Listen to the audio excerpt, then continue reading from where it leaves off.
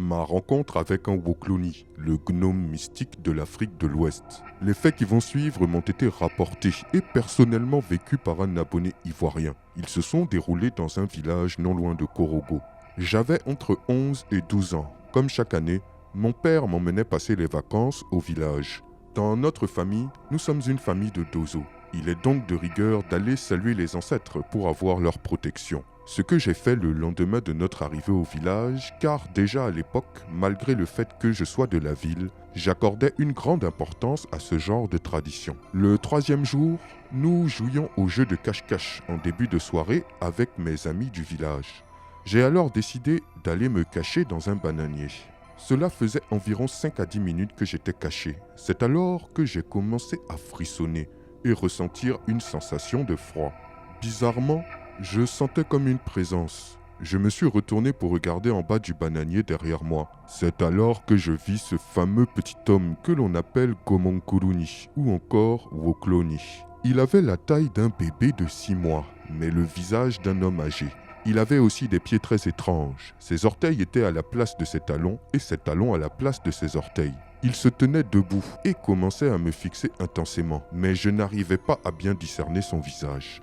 C'est alors que je me suis retrouvé comme paralysé. Mes amis m'appelaient car le jeu de cache-cache était fini, mais j'étais le seul que l'on n'avait pas trouvé. Je les entendais, mais impossible de parler pour leur répondre. Cela faisait plus de 10 minutes que j'étais sous l'hypnose du Wokloni. Je suais à grosses gouttes. Un vent bizarre commença à souffler sur moi et le petit être. Ce vent me fit reprendre un peu mes esprits et je pus commencer à bouger un peu. Le Wokloni se mit alors à parler avec quelqu'un que je ne voyais pas. C'est comme s'il se disputait avec cette personne. Une fois la dispute finie, le petit être arrêta de me fixer et disparut dans la brousse. Je pus alors retrouver la totalité de mes capacités physiques et descendre du bananier. Mes amis me virent arriver et me demandaient où j'étais passé. Un peu sonné par ce qui venait de m'arriver, je leur dis juste que j'étais vers le bananier et je suis rentré chez moi. Arrivé devant l'entrée de la cour familiale, il y avait un oncle qui était là et qui me dit de le suivre automatiquement, comme s'il m'attendait. Nous sommes allés alors dans notre cour sacrée, là où sont gardés les fétiches. Mon oncle a commencé à me laver avec un savon qui ne sentait vraiment pas bon. Ensuite, il me fit rentrer dans une des cases sacrées et me dit qu'il y avait quelque chose d'étrange qui m'était arrivé.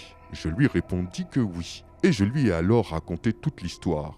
Ce dernier me dit que le vent qui avait soufflé sur moi et m'avait sorti de ma paralysie était en fait un de mes ancêtres qui est venu me sauver de l'emprise du Wokloni. Et que si j'étais resté plus longtemps sous l'emprise du petit être, je serais sans doute mort, devenu fou ou porté disparu.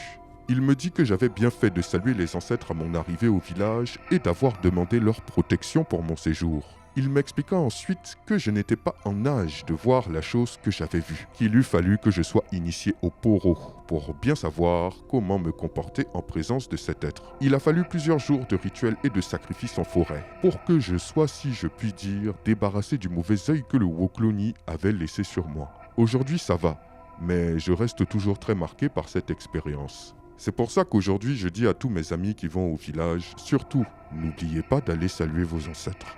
Quel témoignage poignant et effrayant. Dites-moi ce que vous en pensez dans les commentaires. Je vous dis à très bientôt pour une nouvelle vidéo, c'était Takashi J.